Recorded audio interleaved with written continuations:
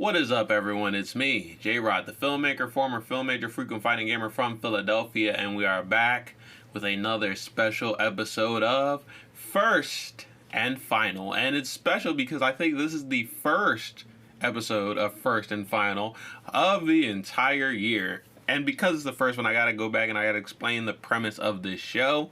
The first is me reacting to the first trailer that I can find of a certain movie, and the final is a final review of said movie or show once I've seen the entire thing. In the past, I've done this for the Mortal Kombat movie, the Injustice animated film, Star Wars Visions, and so now we're going to be doing a first and final of Doctor Strange 2, the Multiverse of Madness. This is one of, so far I think this is the most anticipated Marvel thing of the year for many, many reasons. Some people are big fans of Doctor Strange. Personally, I'm not one of them. I don't dislike the guy, but I'm just indifferent on him. The first movie was okay. It didn't blow me away or anything. But in this movie, he is joined by the Scarlet Witch right after her run in WandaVision, and that has me a lot more excited because, like I said in my everything I watched in 2021 video, WandaVision was my favorite of all of the Marvel shows. I loved it so much. I remember watching it. I had such a great time with it. I've rewatched it a couple of times since then. And I'm curious of what is the next part of Wanda's story, because her first, solo, her first thing that she got to lead herself, which was WandaVision, was amazing. So I'm hoping that this next part of her story is just as good. We're about to get into it now. I gotta give you guys a disclaimer. This is technically not the first trailer I've ever seen for Doctor Strange and the Multiverse of Madness, because the first trailer was a post-credit scene for Spider-Man No Way Home, which I went to see in the theaters. And of course I stayed to the end to watch the post-credit scenes, and there was no way that I could take my phone out and get a good reaction in the middle of the movie theater. I think it's illegal. I don't know. But so I decided to hold off. I definitely still wanted to do First and Final on Doctor Strange. So the first trailer that they released that I could watch at home, I would react to it, and that is this.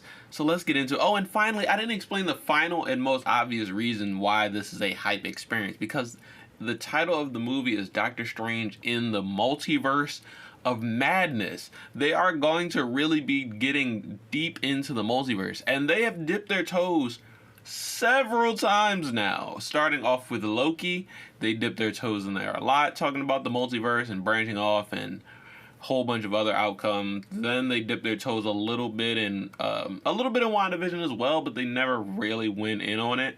They did it again in Spider-Man No Way Home, and this time it wasn't just a toe. They kind of, got both feet in there and started to wade in the multiversal waters. So let's hope that this is a full dive in, but I can't take up any more time because I don't want this video to be too long. So without further ado, let's watch this trailer. Oh man, I am hype, but I'm somehow nervous. So let's do this. Sure, that was strange. Every night, I dream the same dream. Wow, the sanctum looking. What the heck was that? The nightmare begins. Okay. Every night I dream the same dream, and then the nightmare begins. So is life the nightmare? To protect our world. You cannot control everything, Strange. You opened the doorway between universes. Okay, we're talking about Spider-Man. Or what will walk through it. Wanda. What do you know about the multiverse? Viz had his theories. Wanda is gang, bro. Where the heck are they at? Look like Kunlun or something. I'm sorry, Stephen. Oh, we got Mordo back, and he got a wig. Will not go unpunished. That's a TVA run by some You should tell Ultrons? him the truth. the subtitle said mystery voice, so whoever that character is, I think is a hell of a reveal. Things just got out of hand. Yeah, ugly, strange. And who was that?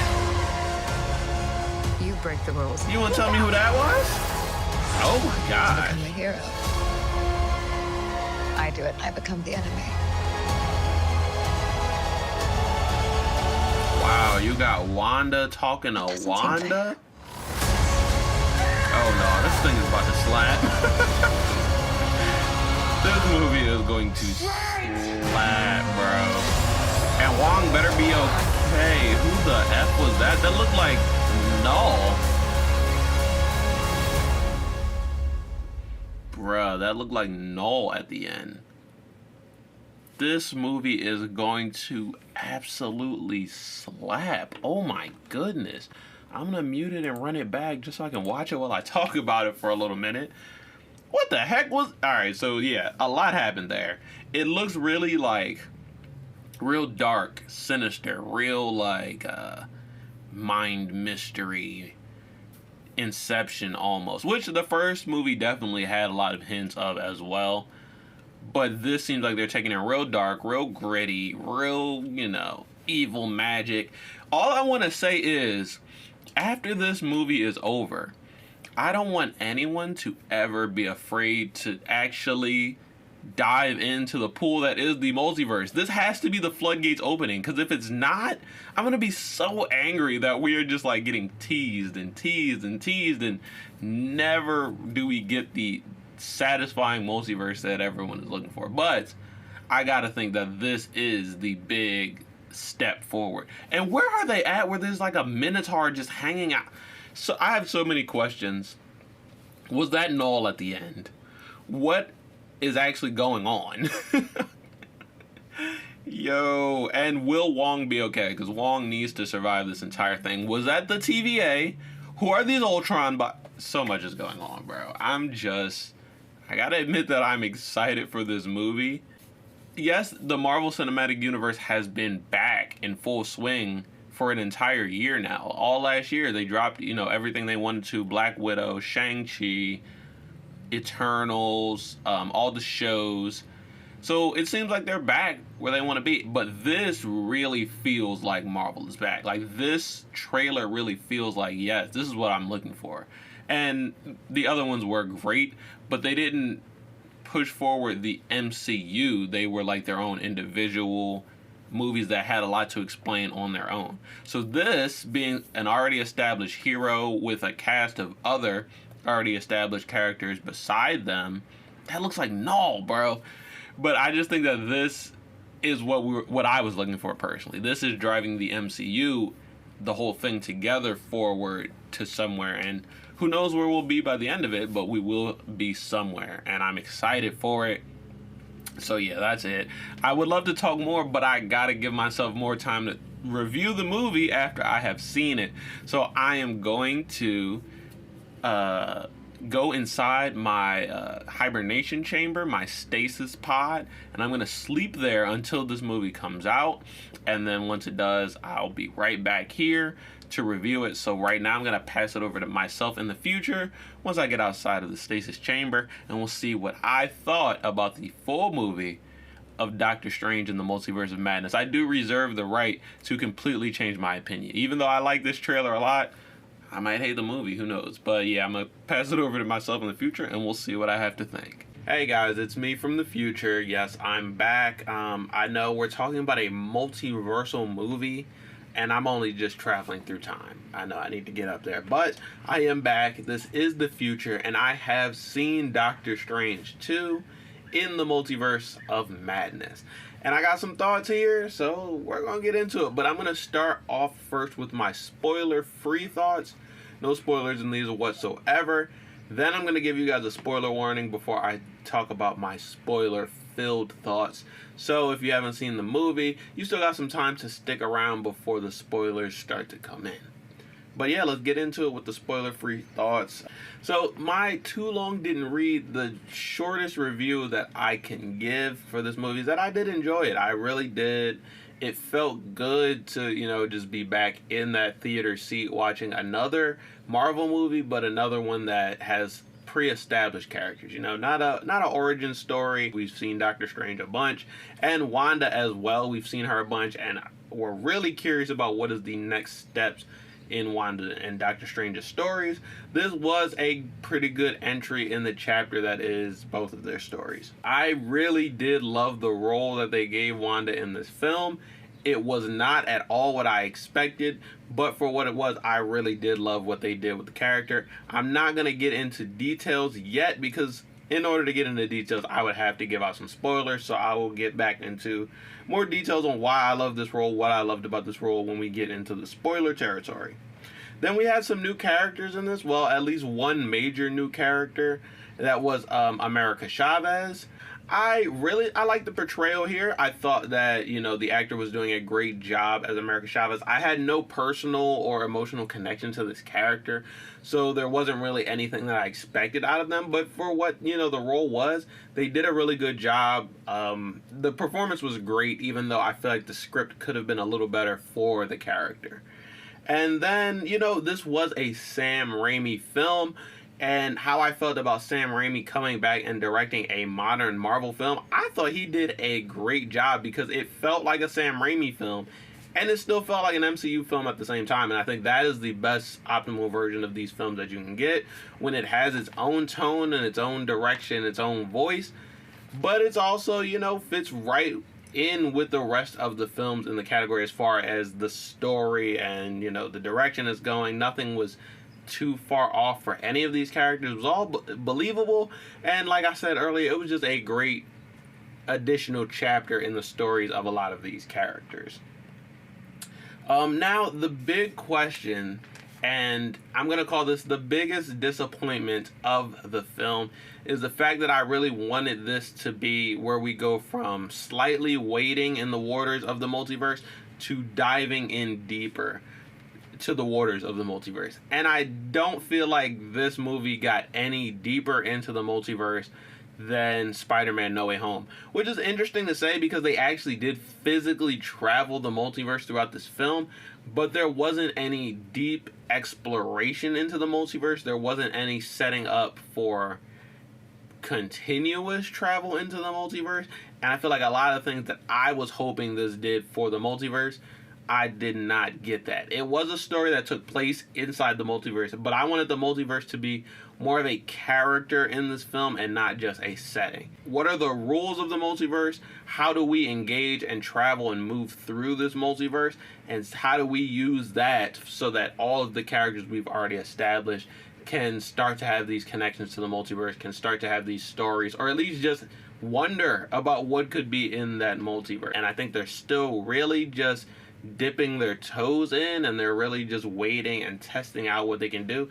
Where personally, I don't think that they have to wait anymore. I think that they should dive right in. They should get real deep, get into these characters and these stories, and really, you know, I want to feel like this phase is really ramping up at a speed that is relative to how it used to ramp up. Because yes, it is still moving a lot faster than it did back in the old phases, but we have so many more characters, so much more potential for stories that it should be ramping up much, much, much faster than it used to. Once I look at the movie as a whole, the exploration into the multiverse is still very shallow, although this was touted as us actually deep diving into the multiverse. So that is really all I'm going to say. Like I said in the beginning, I still enjoyed the film, so that is my overall opinion of it, is that as a movie, I was thoroughly entertained from start to finish. I think that if you are a fan of these characters, these type of movies, that you'll definitely enjoy Doctor Strange 2. But I think that they could have taken it a step farther. So that's going to be it for my spoiler-free review. I gave you guys a lot, as much as I possibly could without spoiling it, but now I got to give you guys the spoilers. Because, yeah, I don't really have anything else to talk about without spoiling it. So this is going to be your official spoiler warning.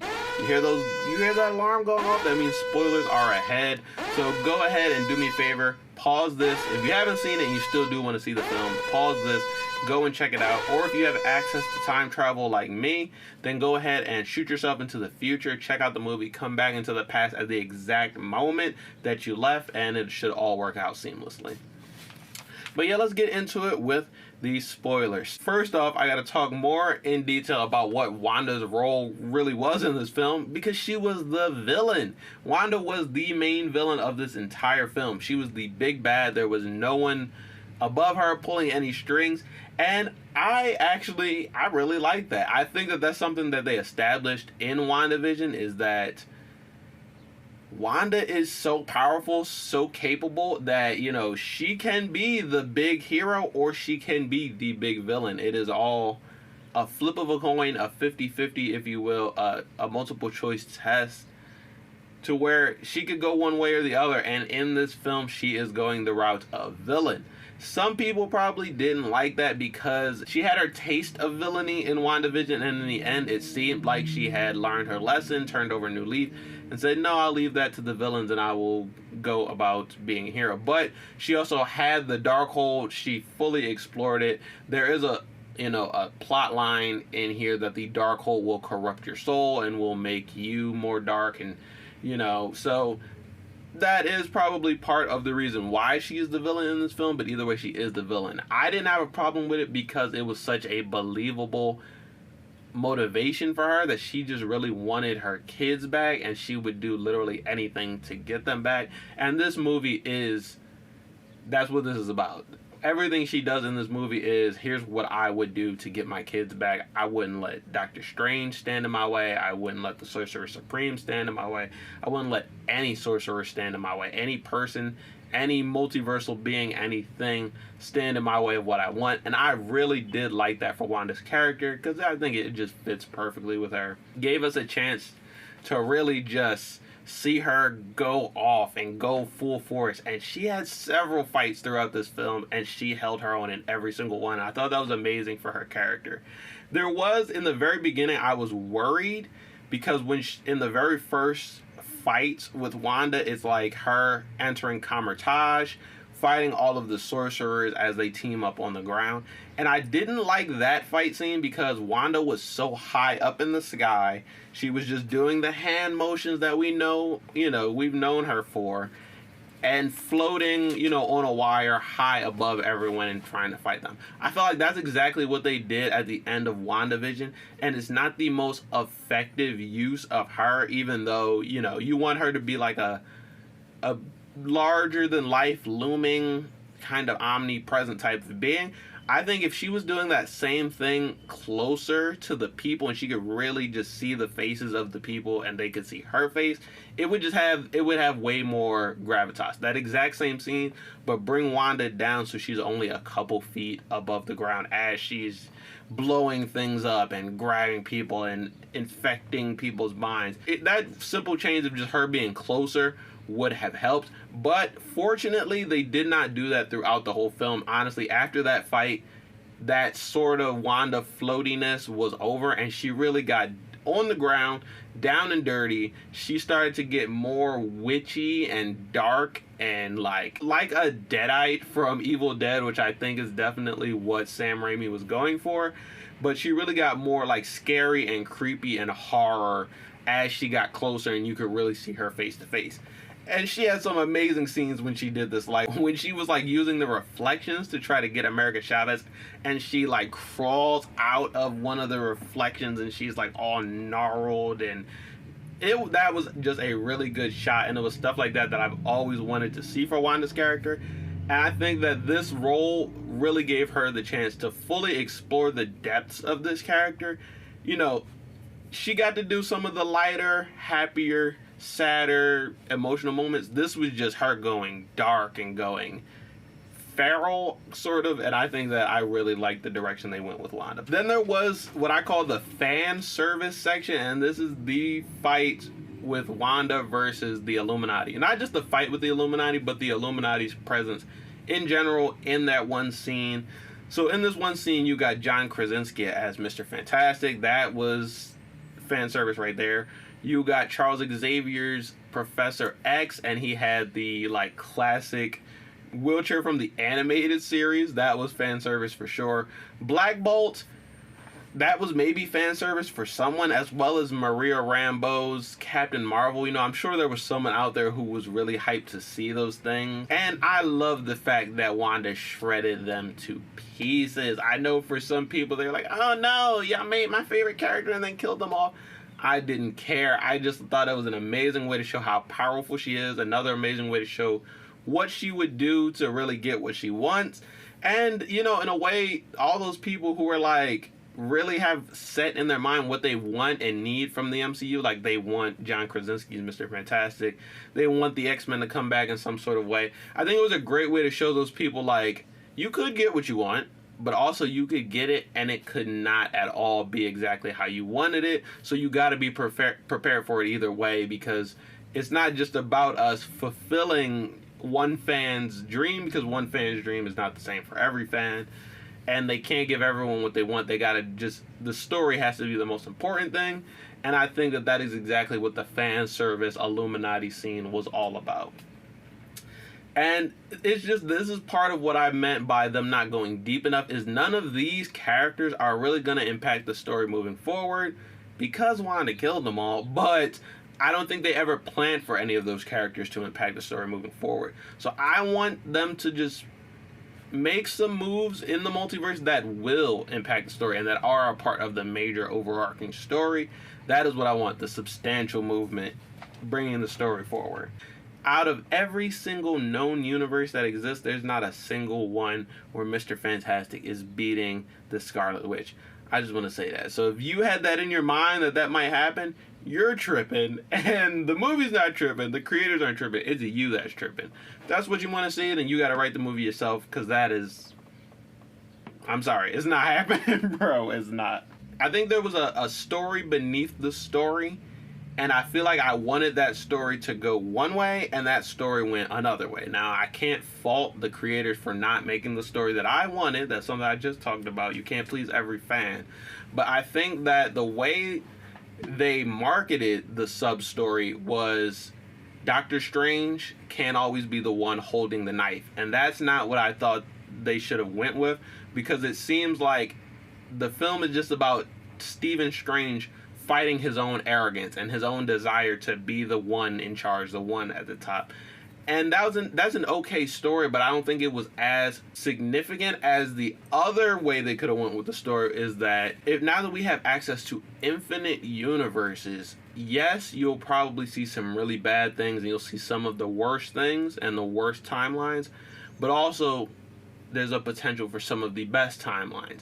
And because of that, you have to give every person an opportunity to learn from their mistakes, whether it's, because there were how many Doctor Stranges that went bad? At least 3, right? There was the one in the beginning of the story that decided he wanted to kill America Chavez.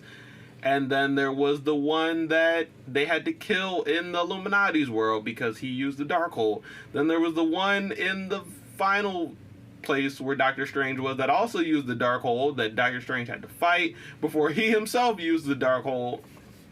And so it was like, the story about Doctor Strange fighting his own arrogance was not that compelling, because I felt like the whole story was showing you, like, hey, Strange, here's a world where you messed up. Here's another world where you mess up. Here's a world where you make the wrong decision. So for him to make the right decision after all of that was not that impressive, but for him to really trust that not only can America Chavez control her powers and use her powers because they're her powers, and she probably can use them better than anyone else because they are her powers, but also that even though Wanda is doing the worst thing she can and seems like she's lost and she's never coming back, even a character like Wanda still has the capability of these good things if you give her the opportunity. That is the story. That it was still there, definitely, because Doctor Strange had to trust America Chavez in the end, and America Chavez used her powers to show Wanda that she's not really going to get the outcome she wants. She's working against herself in a way, and then Wanda herself had to take it on herself and fix the situation that she, rectify her own mistakes. she might have died because of it. I don't think so, because it's Wanda. She's very strong. And even if she did, we have access to more Wandas, potentially.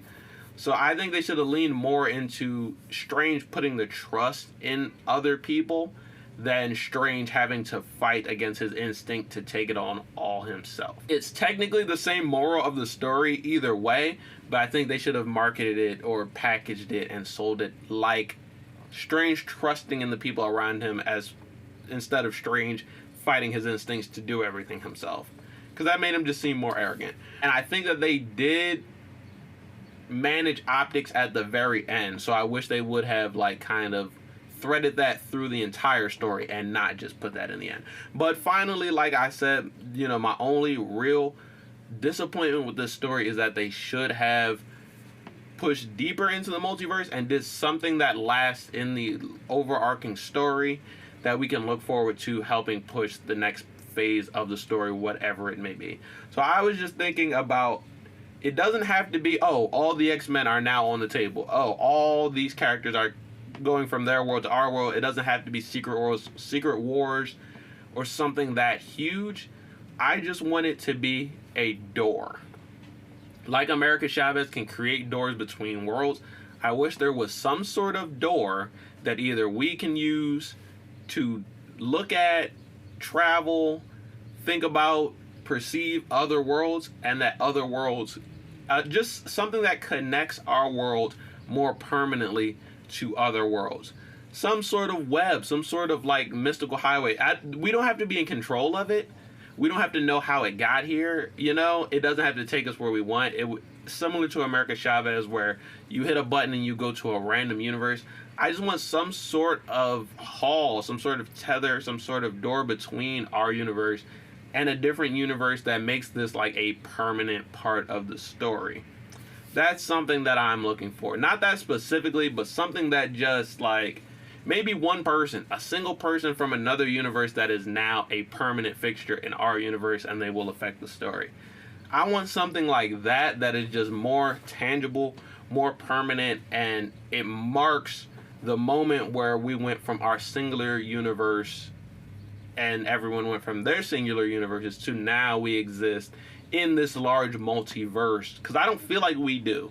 Even though they say we do, I don't feel it when I watch the MCU movies yet. Right now we're just dipping our toes, and I want to dive deep into the waters. Whew! But guys, that was it. That was my full review, the spoiler-free one and the spoiler-full one. Everything that I had to say, I don't feel like I missed out on anything. Like I said, I like this movie. I think you would too if you're a fan of these Marvel movies. But it could have gone farther. There's some things that they could have done to make it even better. I'm not going to complain. You know, good is not the enemy of great. I think we still did get a good movie. But when are we going to finally open that door? When are we finally going to open those floodgates instead of just waiting around in knee-high water? So that is going to be it for this video. That is going to be it for my full first and final for Doctor Strange 2 in the Multiverse of Madness. I need you guys to tell me, how did you feel about the movie if you have already seen it? If you haven't seen it, go check it out and then come back. But guys, first hit me with the 3-hit combo. Hit that like button, hit the subscribe button, and hit the notification bell. I'll see you guys next time in another new video. Oh, and speaking of multiverses, if you like that segue I did there, next week's video, I am planning to play some multiverses on the channel for a episode of New Manlord. So look forward to that. And then there might even be another special episode of New Manlord after that, where I go back to Nickelodeon All-Star Brawl to play some Jenny, the teenage robot. So look forward to all that stuff, plus more. Look out for some new announcements. More stuff coming on the way soon, guys. But that's going to be it, so peace out. I'll see you in the next one. Within your chest, within your mind, within your soul. It asks a question. What did it ask? Who are you? It's me, your boy. Hey there, demons. It's me, your boy. I am a fate maker. Okay, yeah. That's what I was going to say, actually. Smart!